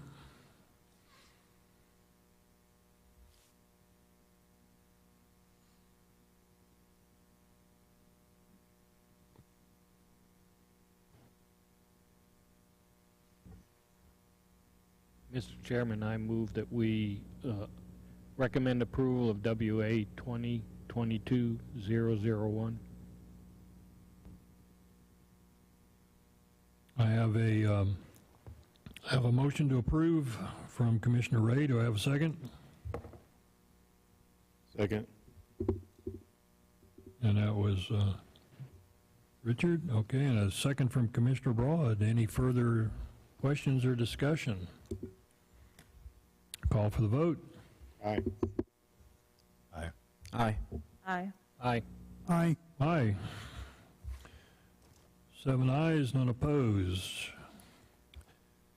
Item 6C, WA 2022-002, consider and act upon a request for approval of a waiver regarding rough proportionality in relation to the construction of the street improvements adjacent to the proposed replat of the Rockiness Subdivision, an approximately 7.2 acre tract of land generally located 1,200 feet southwest from the intersection of Eckert Road and Green Valley Road, Guadalupe County. Good evening, this is for WA 2022-002, Rockiness Subdivision Waiver Request regarding rough proportionality. So again, as we just saw, here's the property outlined in green. So again, the property is located in the ETJ, and it is for the next item that we will see tonight is on the request for a replat for approximately 7.2 acres. With the subdivision being outside of the city limits, the applicant is seeking approval of requirements under UDC Section 2114-1K, which to improve substandard roads adjacent to all proposed subdivision plats. So in accordance with UDC Section 2114-1K, half streets and adjacent streets requires that no new half streets shall be platted that do not conform to the Master Thoroughfare Plan. So the proposed subdivision that is on Green Valley Road, which is a proposed planned residential collector, so at max built out to 70-foot right-of-way, would be required to widen and construct improvements to for their half of Green Valley Road along their frontage of their property, so along here, as the current roadway does not meet our street standards. However, the construction of such street standards also could be roughly proportional under state law. So the engineering department did the calculations for rough proportionality and determined that the requiring of the street improvements would not be roughly proportional to the proposed subdivision impact to the transportation system, as what they are providing for vehicles, vehicle miles is not more than what Green Valley is capable of holding. So here is the engineering memo that was provided in the packet. So again, just as I mentioned earlier, so in order to not require the construction of these improvements, a waiver is required under that 2114-1K. Based on engineering, they did do a rough proportionality calculation, and they did determine that it would not be roughly proportional to the subdivision. So therefore, staff is recommending approval of the waiver to not construct adjacent to street improvements for the Rockiness subdivision. All right, thank you. Commissioners? Is there any right-of-way dedication? Yes, sir. So at the replat, but they are going to be dedicating 0.118 acres of land for right-of-way dedication for the Green Valley Road.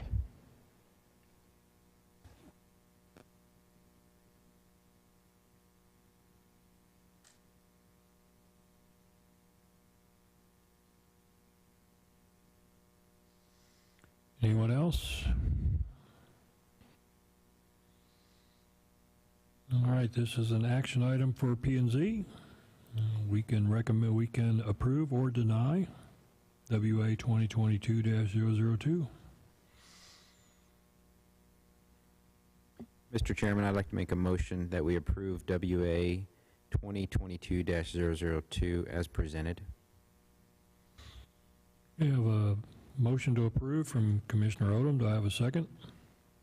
I'll second. That was Commissioner Ray. Okay. Any further discussion, questions? Call for the vote. Aye. Aye. Aye. Aye. Aye. Aye. Aye. 7 ayes, none opposed, that motion passes. 6D. It'd be nice if we could find an easier way to do these. PC 2022-014, consider and act upon a request for approval of a replat of the Rock and S Subdivision, an approximately 7.2 acre tract of land located approximately 1,200 feet southwest of the intersection of Eckert Road and Green Valley Road, located in the Schertz extraterritorial jurisdiction, Guadalupe County, Texas. Commission, this is for PC 2022-014. This is the Rock and S Subdivision replat. So as you were mentioning, so we did have the 2 waivers before the replat. So this is the replat for the Rock and S subdivision. So the property outlined in green, approximately 7.2 acres of land. So here's the replat exhibit, kind of comprised of 2 sheets. So as Commissioner Outlaw kind of alluded to in the earlier presentation, so the city of Schertz, we have some jurisdiction for ETJ. And so one of those things is that we do not have jurisdiction over lot width. So as you can probably tell, right in the middle is the lot 4, which is considered a flag lot, 30 feet wide. We are not in the ETJ allowed to regulate the lot width in that area. So this property is going to be replatted into 4 single-family residential lots. It is on Green Valley Road. They are going to be dedicating 0.118 acres of land. It is serviced by Green Valley SUD for water. And with the recent approval of the waiver request for sewer, they will be putting on-site septic facilities. However, those will need to go through Guadalupe County for those permits. So with this one, I know it's probably hard to see, so there will be access to Green Valley Road directly for, and I know in the chart y'all probably saw, so for Lot 3, Lot 5, and Lot 6, they will access Green Valley Road through a 24-foot access easement that would come out right here, whereas Lot 4 will have direct access onto Green Valley Road. This is just to limit the number of driveways onto Green Valley Road with this subdivision. So again, this is the Rock and S subdivision. Has been reviewed by the Planning, Engineering, Public Works, and Fire with no objections, and staff is recommending approval as presented. All right, thank you, Megan. Commissioners? I have, and Megan mentioned limiting the number of driveways because I looked at this plat, and I certainly appreciate what you're doing. You know, if this was emptying onto Schertz Parkway or a TxDOT roadway or something where somebody controls the number of driveway cuts, but this was your initiative to limit, I assume this is your project, and so it was just your initiative to limit the number of driveways on the Green Valley? No?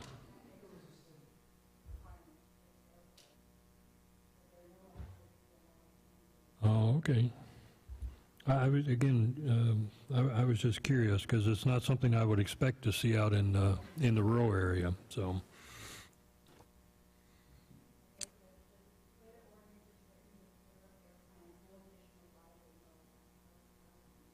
Oh, okay.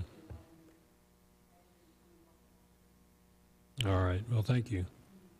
Anybody else? Have anything else? Okay, this is our action item. We can either approve it or deny it.